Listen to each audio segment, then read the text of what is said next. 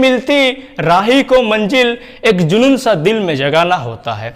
मैंने पूछा परिंदों से कैसे बनाए हैं ये आशियाना, बोली भरनी पड़ती है बार बार उड़ान, तिनका तिनका उठाना पड़ता है। प्यारे बच्चों, कैसे आप लोग? उम्मीद करते हैं आप सब अच्छे हो। तो आज हम लोग स्टडी करने वाले हैं एनसीईआरटी कक्षा 10वीं के विज्ञान बुक का chapter number 1 chemical reaction and equation का लेक्चर नंबर 4। इसके अंतर्गत आज हम लोग स्टडी करने वाले हैं आपके बोर्ड एग्जामिनेशंस में आने वाले कुछ महत्वपूर्ण यानी कि जो वीवीआई प्रश्न है जो कि आपके बोर्ड एग्जाम में लगातार पूछे जाते हैं, उन प्रश्न का हल आज हम लोग करेंगे। तो चलिए स्टार्ट करते हैं। मैं हूं आपका दोस्त चिरंजीत महतो, आपका अपना सा यूट्यूब चैनल आजाद परिंदे में मैं आप सबों का तहे दिल से स्वागत अभिनंदन करता हूं। तो चलिए सबसे पहले समझते हैं संक्षारण क्या है। संक्षारण को अंग्रेजी में कोरोजन कहा जाता है। तो वह रासायनिक प्रक्रिया जिसमें धातुएं वायु, नमी, आर्द्रता, नमी को ही आर्द्रता कहा जाता है, अम्ल या क्षारक आदि से अभिक्रिया करके एक अवांछनीय पदार्थ का निर्माण करता है और धातु की जो परत है धीरे धीरे नष्ट होने लगते हैं। तो इस प्रक्रिया को हम लोग बोलते हैं संक्षारण। जैसे कि लोहे में जंग लगना। हम आपको बता दूं कि दुनिया में जो लोहे की कुल उत्पादन होते हैं उनमें से 15% लोहा संक्षारण के कारण क्षय होने लगता है। तो डेफिनेशन समझ लेते हैं कि वह रासायनिक प्रक्रिया जिसमें धातुएं वायु, नमी, अम्ल या क्षारक आदि के साथ अभिक्रिया कर अवांछनीय पदार्थ का निर्माण करके नष्ट होने लगते हैं, उसे संक्षारण कहा जाता है। संक्षारण के बाद अब समझते हैं विकृत गंधिता। इसे अंग्रेजी में रेंसिडिटी कहा जाता है। तो तेल एवं वसा युक्त खाद्य पदार्थों में उपचयन की क्रिया के फलस्वरूप, अर्थात जो फैट जिसमें वसा युक्त खाद्य पदार्थ होती है उसमें जब ऑक्सीजन उनके कांटेक्ट में आते हैं तो वह अरुचिकर गंध एवं स्वाद का उत्पन्न करता है। तो इसी क्रिया को हम लोग बोलते हैं विकृत गंधिता। उदाहरण के तौर पे समझते हैं गर्मियों के दिन में सब्जी का जल्दी खट्टा हो जाना। अब देखिएगा गर्मियों के दिन में जब हम सब्जी को खुले में ज़्यादा देर तक रखते हैं तो जल्दी खट्टा होने लगता है। तो यही है विकृत गंधिता। तो अगला प्रश्न है शोषण को ऊष्माक्षेपी अभिक्रिया क्यों कहते हैं, वर्णन कीजिए। हम आपको बता दूं कि ये लेक्चर को और बेहतर तरीके से स्टडी करने के लिए हमारे जो पिछले वाले 3 वीडियो इस चैप्टर के लिए बने थे वो हम आपको डिस्क्रिप्शन में उसके लिंक आपको दिए जाएंगे, तो वो वीडियो देख लीजिएगा। तो शोषण प्रक्रम को ऊष्माक्षेपी अभिक्रिया इसीलिए कहते हैं क्योंकि शोषण प्रक्रम में ग्लूकोज जैसे जटिल अणुओं का विखंडन होता है और विखंडन होने के बाद हमें एटीपी के रूप में एनर्जी की उत्पत्ति होती है।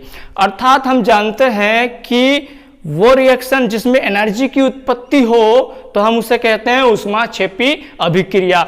इसीलिए शोषण को ऊष्माक्षेपी अभिक्रिया कहा जाता है।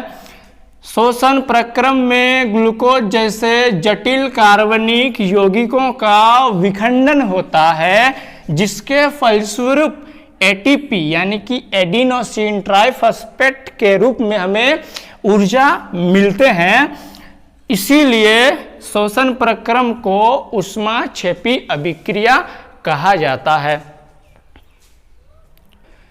तो अगला प्रश्न हम देखते हैं वायु में जलाने से पहले मैग्नीशियम रिबन को साफ क्यों किया जाता है। ये प्रश्न भी आपके बोर्ड एग्जामिनेशंस में बार बार पूछे जाते हैं।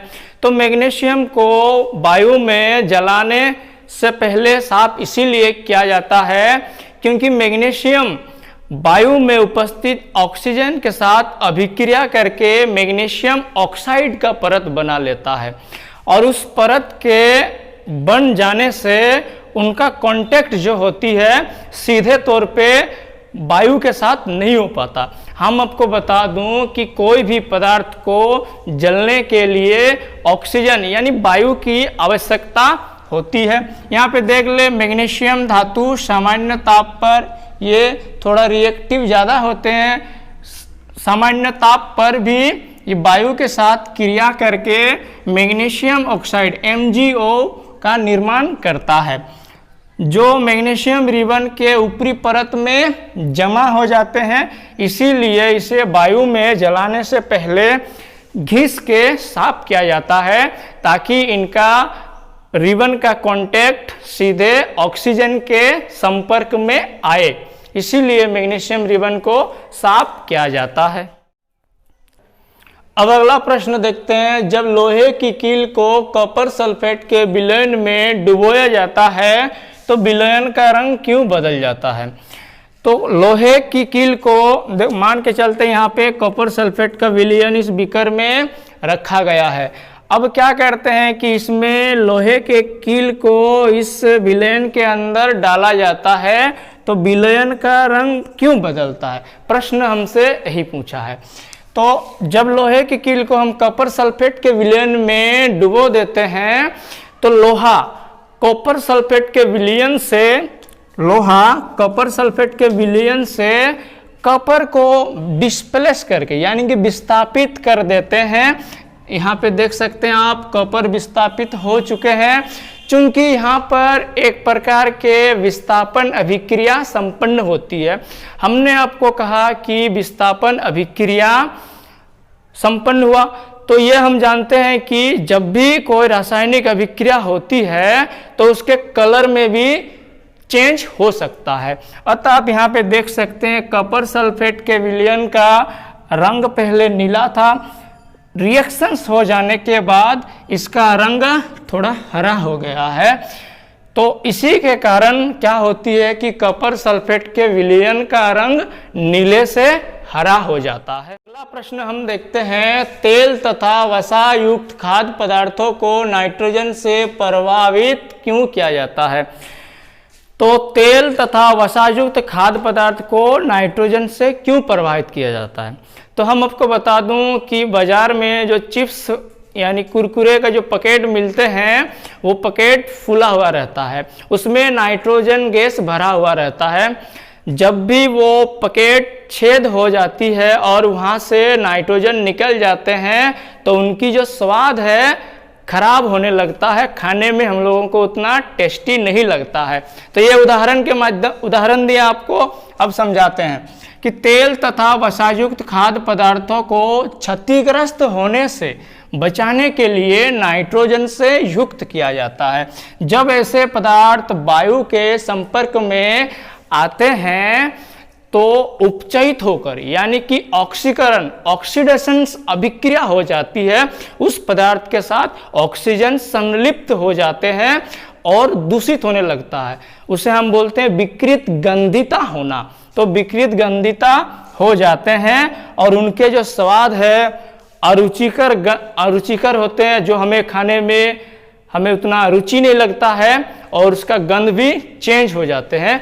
इसीलिए तेल एवं वसा युक्त खाद्य पदार्थ को नाइट्रोजन से युक्त किया जाता है।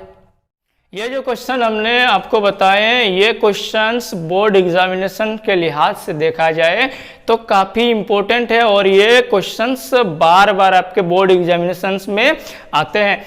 उम्मीद यही करते हैं कि आपको हमारी ये लेक्चर अच्छे लगे होंगे और यदि आपको अच्छे लगते हैं तो कमेंट के जरिए हमसे साझा करें। यदि हमारी ये वीडियो आपके लिए उपयोगी साबित हो तो एक लाइक जरूर कर दीजिएगा और हाँ, सब्सक्राइब करना ना भूलें ताकि हमारे आने वाली वीडियो आप तक जल्द से जल्द पहुंच सके। यही आशा, यही उम्मीद के साथ हम आपसे विदा लेते हैं। मिलते हैं अगले वीडियो में, तब तक के लिए खुश रहें।